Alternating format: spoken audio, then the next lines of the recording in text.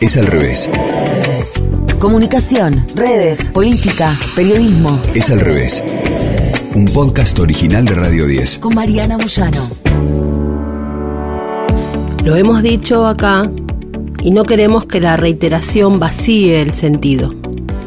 Así que intentaremos volver a desandar de qué hablamos cuando hablamos de discursos de odio, pero intentando no ser redundantes. Con un caso, un ejemplo, un porqué. Odiar, sabemos, no es discurso de odio. La diferenciación entre lo que pueden ser decires odiosos y discursos de odio radica en la comprensión de que cuando hablamos de discurso, no hablamos de un decir, sino más bien de una construcción narrativa que justifica la eliminación de determinado grupo social como única salida ante determinado fin. Por ejemplo, decir tal grupo social es el causante de todos los males de una sociedad y por consiguiente, para progresar, debe ser eliminado. Es clave además tener la prueba penal, probar la construcción de un discurso de odio, es decir, la justificación para la eliminación física de un grupo social. Y esto es infinitamente más complejo de lo que parece. Básicamente porque, a diferencia de lo que se cree, no se trata de gente hablando. Un discurso social es una construcción entre tres: quien emite ese discurso, lo que se dice, y un tercero, que es la interpretación. Entonces no es una persona que dice una frase, sino una construcción social. Recordemos algunos ejemplos significativos en los que se logró probar con un corpus teórico jurídico la eliminación de un grupo bajo la legitimación de ese odio en los medios, por ejemplo. El de la revista alemana Der Stürmer durante los juicios de Nuremberg en el fin de la Segunda Guerra Mundial. La revista Kangura en Ruanda, que justificó el genocidio de los Tutsis durante la guerra civil de ese país. Y en el ámbito local, lo que empezó haciéndose y no llegó a juicio con el diario de Bahía Blanca, La Nueva Provincia, en el que escribía una columna el represor Ramón Camps. No hablamos entonces de un individuo, sino de una narrativa, de una gramática política que argumenta para el asesinato en masa. Estamos hablando de disparar palabras que construyen luego una argumentación para el genocidio. Un Eliseo Verón básico que cualquier estudiante de comunicación leyó alguna vez. Estados Unidos, la democracia que sigue creyendo que puede levantarnos el dedo para darnos lecciones, es hoy uno de los lugares en que más encontramos algún tipo de corpus, un caso, para ver en concreto qué está pasando en el mundo. En la mañana del 27 de octubre de 2018, un shooter, un pistolero, entró en la sinagoga Tree of Life, Árbol de la Vida, ubicada en Pittsburgh, en el estado estadounidense de Pensilvania. Mató a 11 personas, otras 7 fueron heridas. Estaban reunidos ahí para rezar. Fue el ataque antisemita más mortífero de la historia de Estados Unidos y el mundo quedó impactado. El shooter, el pistolero acusado, fue identificado por los funcionarios encargados de ocuparse de eso. La persona es Robert Bowers. Había trabajado en el sitio web de un programa de radio conservador y tenía una presencia prolífica y virulenta en foros de derecha. Tenía un particular encono con los inmigrantes y con los judíos. Bowers, que resultó herido durante el tiroteo con la policía, posteriormente se rindió, fue acusado de 63 delitos, incluidos los 11 cargos de crímenes de odio que resultaron en ese tiroteo. También se enfrenta a 36 cargos estatales, incluidos 11 cargos de asesinato. El juicio se llevará a cabo en 2 fases. La primera sobre la culpabilidad y la segunda sobre si debe o no recibir la pena de muerte. Los abogados de Bowers se ofrecieron a resolver el caso con una declaración de culpabilidad de todos los cargos a cambio de la cadena perpetua sin posibilidad de liberación, pero los fiscales rechazaron las ofertas. En este contexto, nos cuenta el New York Times que hay una red nacional que rastrea amenazas antisemitas. Ojos vigilantes lo llamaron. Fue justamente algo que nació a partir de este tiroteo. Y dicen que es el esfuerzo más ambicioso jamás realizado para proteger a las instituciones judías en Estados Unidos. Una sala de conferencias con poca luz en un piso superior de un edificio de mediana altura en Chicago. Se está convirtiendo, minuto a minuto, en el lugar donde intentan tomar la fotografía del gran peligro de los Estados Unidos. Es al revés. Informes de todo el país llegan ahí. Disparos, amenazas de bombas, publicaciones antisemitas amenazantes se muestran ahí en más de una docena de pantallas. Media docena de analistas con experiencia en inteligencia militar o privada están observando, listos para alertar a cualquiera de las miles de sinagogas, centros comunitarios o escuelas diurnas que aparecen en el registro. A menudo estos analistas son los primeros en llamar. Esta es la sede de la Red Comunitaria Segura, algo que es algo así como una agencia de seguridad para instituciones judías en Estados Unidos.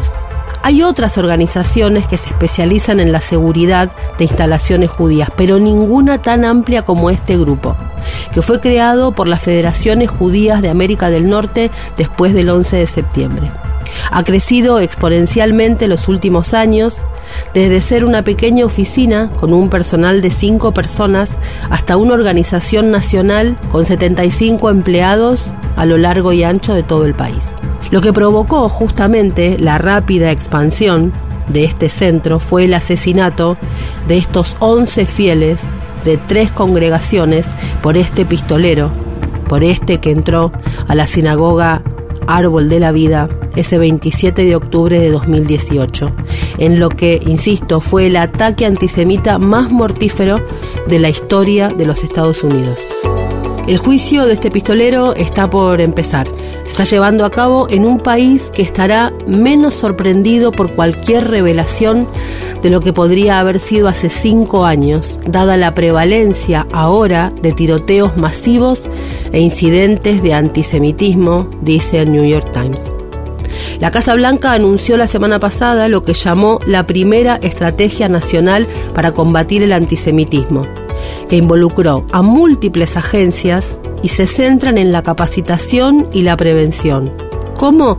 Monitoreando la conversación, básicamente en redes sociales. Dice el New York Times que los judíos de Estados Unidos están mucho menos sorprendidos por los incidentes. Se han vuelto no inmunes, pero ya no se sorprenden tanto. Saben que puede pasar. Pasaron del susto a cierta necesidad sombría de saber la necesidad de sentirse vigilados. El tiroteo masivo de Pittsburgh fue seguido posiblemente por el esfuerzo más ambicioso e integral jamás realizado para proteger a la vida judía en los Estados Unidos. Además de aportar más de $100 millones en subvenciones federales a las organizaciones judías locales, las Federaciones Judías de América del Norte han recaudado $62 millones con el objetivo final de asegurar, comillas, cada comunidad judía en el continente. Ahora hay 93 federaciones judías con directores de seguridad que trabajan a tiempo completo, un aumento de más de 4 veces de lo que había hace 5 años. Las federaciones locales han discutido durante mucho tiempo las preocupaciones de seguridad con los diferentes alcaldes, jefes de la policía. Algunos han pagado guardias en las escuelas u otros lugares. Pero nunca ha habido este tipo de esfuerzo integral para decir que cada institución en cada comunidad judía necesita estar asegurada y conectada a una operación más grande que la propia seguridad. La Red Comunitaria Segura está supervisando gran parte de esta operación. El asesor principal de seguridad nacional del grupo, el hombre que diseñó gran parte del enfoque que comparte con las federaciones locales, se llama Bradley Orsini. Es un hombre corpulento, un ex agente de inteligencia. En octubre de 2018 fue el director de seguridad de la Federación Judía del Gran Pittsburgh. Dice que fue ese el peor día de su carrera profesional. Él había estado a cargo de preparar a la comunidad para la calamidad. Pero lo que es terrible es que esa calamidad sucedió. Dice que había otra forma de verlo, y es la base del trabajo que hace ahora. Si no se les hubieran enseñado las tácticas básicas de la respuesta a los tiradores activos, dice que el horror de la sinagoga Tree of Life hubiera sido aún peor. Van a pasar cosas malas, dice Orsini, pero podemos darnos una ventaja. En un informe publicado en marzo, la Liga Antidifamación contó 3.700 casos de acoso antisemita, vandalismo o asalto en todo el país solo el año pasado, el número más alto en 43 años de seguimiento. El FBI también ha encontrado que los crímenes de odio están en aumento. De los crímenes de odio por motivos religiosos, casi 2/3 estaban dirigidos a los judíos. Los más aterradores de estos han llegado a las noticias nacionales, como la situación de los rehenes el año pasado en una sinagoga de Texas. En enero de 2022, un ciudadano británico, aparentemente radicalizado con ideas extremistas islámicas, tomó como rehenes a un rabino y a otras personas que estaban ahí. Los rehenes escaparon ilesos debido en gran parte, explicó el rabino después, a la capacitación que habían recibido de la red de comunidad segura. Es lamentable que estemos creciendo en esto, porque quiere decir que lo que está pasando es una necesidad desafortunada. Todo el mundo sabe que no es cuestión de si va a pasar, que la cuestión es cuándo y dónde va a pasar. Cuando Orsini fue a trabajar a la Federación de Pittsburgh en 2017, los judíos en la ciudad y en otros lugares estaban notando un giro que llamaron ominoso en la retórica nacional, en la hostilidad hacia los inmigrantes y las advertencias sobre lo que llaman las élites globalistas, pero no veían un peligro inminente. Orsini no es judío, pero estaba en sintonía con la amenaza de la intolerancia violenta por haber visto lo que pasaba en sus años en el Escuadrón de Derechos Civiles en la oficina del FBI en Pittsburgh. Entonces ideó un enfoque sistémico para proteger a las instituciones judías contra los ataques, lo que llamó el modelo de Pittsburgh. Comenzó examinando de cerca todas las instalaciones judías en la región y recomendando mejoras de seguridad, como la planificación de rutas de escape o la instalación de vidrio resistente a las balas. Se puso a fortalecer los lazos con las fuerzas del orden de los diferentes lugares y alentando a la gente a denunciar cualquier signo de actividad de odio. Llevó a cabo más de 100 sesiones de entrenamiento, incluidas 2 en Tree of Life, donde en 2017 un congregante llamado Stephen Weiss aprendió los principios de correr, esconderse, luchar. Dicen que estaban revisando y Weiss, entonces profesor, dijo: ¿cuál es el punto de todo esto?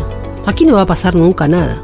Llovía un sábado por la mañana en esa sinagoga un año después, cuando escuchó los disparos fuera de la capilla, en el pasillo. Weiss se apuró, se agachó detrás de un banco y recordó las palabras de Orsini: no te escondas a plena vista. Lo que hay que hacer es salir.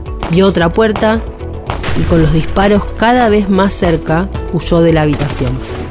El entrenamiento frente a tiradores no es garantía contra el tipo de terror que se desarrolla cuando uno está ahí. Pero Weiss atribuye a ese entrenamiento su supervivencia. En noviembre, después del ataque, Lloyd Myers, un empresario del cuidado de la salud, un filántropo que iba al templo Tree of Life, reunió una docena de personas para una sesión de una brainstorming. Y empezó a preguntar, ¿cómo pudo pasar esto? Le iba a preguntar a la familia, a los rabinos, a la gente de la federación. La realidad es que nadie entendía cómo salir de eso. En un principio, el negocio de tecnología de atención médica de Myers se había especializado en recopilar datos de código abierto y buscar patrones o signos de los problemas. Entonces se preguntó si esa experiencia podría ser útil. Orsini le habló de la red comunitaria segura. El enfoque epidemiológico de Myers de ver el odio como un virus, así lo describió, llegó a buen término en la sala de conferencias llena de pantallas en la sede de la red. La mayor parte de los días, los analistas se pasan en las cañerías, en el submundo de Internet, leyendo publicaciones, tamizando lo que leen, viendo, leyendo, cómo se ensalza la violencia. Es una tarea nociva para todos los que se dedican a esto, pero dicen que es la caza proactiva de amenazas. Hay alrededor de 1.300 personas en estos canales, a los que los analistas observan especialmente de cerca. Comparten sus hallazgos, cada cosa que encuentran la mandan a las fuerzas del orden. Y en algunos casos esto ha dado lugar a arrestos. Pero los analistas dijeron que el extremismo antisemita está más descentralizado que lo que estaba hace unos años. Claro, por las redes sociales y los foros. Mucho más que en esos años cuando los neonazis que marcharon sobre Charlottesville en 2017 y llamaron la atención de la corriente principal que se estaba armando en esos grupos de extrema derecha más organizados.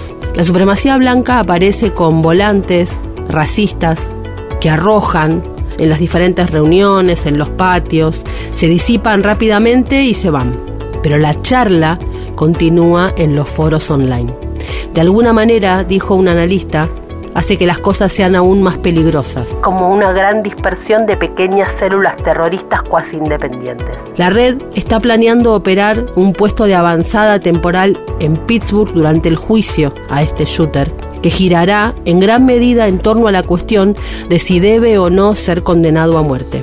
El director de la red, Michael Masters, un graduado de Derecho que estuvo en los Marines, dijo que muchas comunidades judías con las que habló vieron el ataque en Pittsburgh al principio como una anomalía trágica, una excepcionalidad en cierta normalidad. Pero el tiroteo, exactamente 6 meses después, en una sinagoga de Poway, en California, en que el agresor nombró al atacante de Pittsburgh como inspiración, les hizo ver que se estaba generando algo completamente diferente.